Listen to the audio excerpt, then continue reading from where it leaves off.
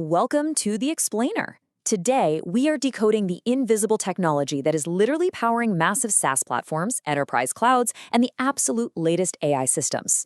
We are looking at Kubernetes networking, and specifically how it orchestrates container communication at a truly massive scale. Okay, let's dive into this because solving this logistical nightmare is the core of modern distributed applications.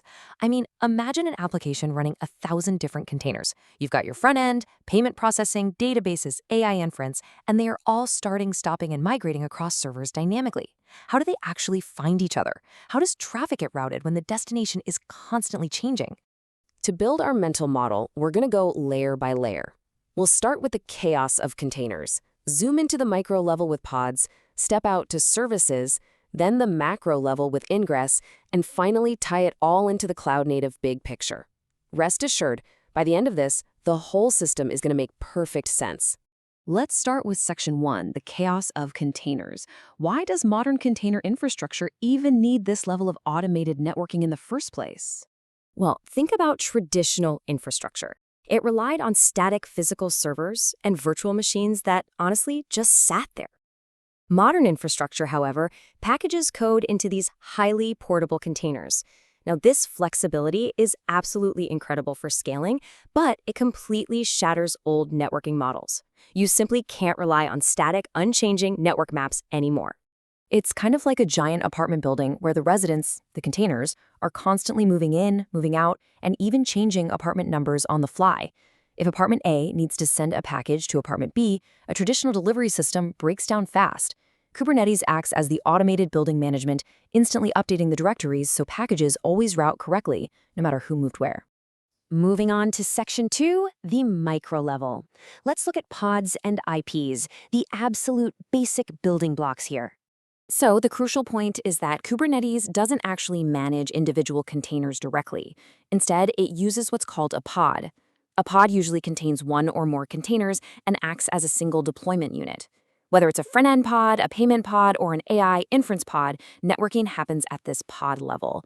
They are your actual communication endpoints. Now, here's a detail that surprises a lot of people. 10.1.1.25. Every single pod in a cluster gets its own unique IP address, assigned completely automatically by the infrastructure. This creates a massive, flat internal network where any pod can potentially reach any other pod. But there's a critical flaw if we just stop there. Pods are totally ephemeral. If that payment pod crashes, Kubernetes instantly spins up a replacement, which is great, but that new pod gets a brand new IP address. It might go from 10.10.1.25 to 10.10.1.42. Applications absolutely cannot track these changing IPs manually. It'd be impossible. That brings us to Section 3, the meso level.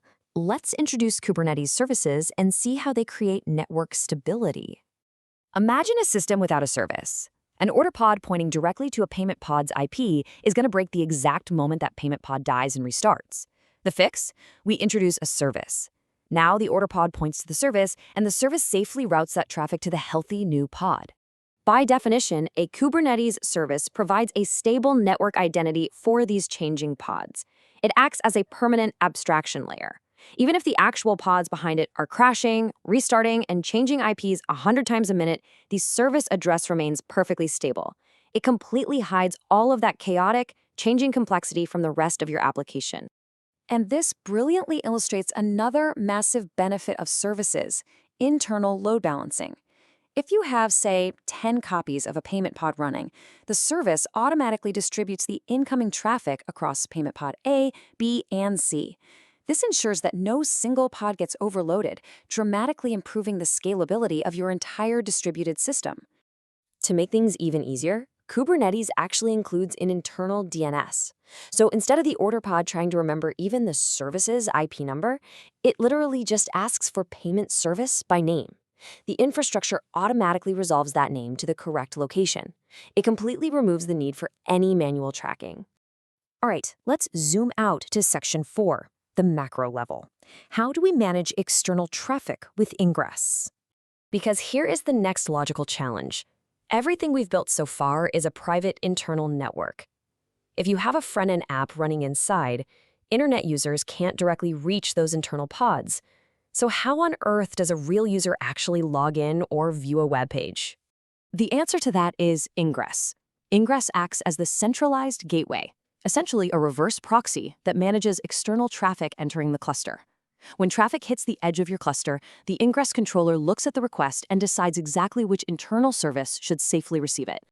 Let's walk through a real-world example, like someone booting up Netflix. First, the user connects via the internet. Next, that request hits the Ingress controller right at the edge of the cluster. Then, the Ingress routes it to the stable front-end service. And finally, that service load balances the request down to a healthy, available front-end pod. It's a literal, secure path from the outside world straight through our abstraction layers right down to the container. Let's move to and see how this builds into Section 5, the cloud-native big picture. First, let's quickly clear up a few common beginner anti-patterns. Number 1, assuming containers use static IPs. They definitely don't. Number 2, bypassing services. You absolutely need them for stable communication. And number 3, exposing pods directly to users, rather than using Ingress to safely decouple external traffic. So why does all this abstraction actually matter? Well, look at the real-world applications. Modern AI inference infrastructure, with its vector databases, embedding services, and GPU clusters, relies entirely on this. It's powered by specific container network interface, or CNI plugins, like Calico, Flannel, and Cilium, to create that communication mesh. And for cybersecurity teams, understanding the structure is absolutely vital to stop internal lateral movement attacks and to secure weak service exposures. Networking and security here are deeply, deeply connected. Let's quickly summarize this complete logical architecture we've built. First, the pod runs the container and gets an IP. Second, the service provides a stable endpoint and internal load balancing over those changing pods. Third, the internal DNS lets systems find those services easily by name. And finally, Ingress handles the outside users, safely routing internet traffic inside. Each piece elegantly solves a layer of that initial container chaos. I want to end this explainer with a really powerful thought from our source material. Infrastructure itself must dynamically manage communication automatically. Manual networking is totally dead in a world of thousands of ephemeral containers. But it leaves us with a fascinating question. If the infrastructure is already automating its own communication mesh, what happens when AI takes over the management layer entirely? Thank you so much for joining me for this explainer. Keep exploring, and I'll see you next time.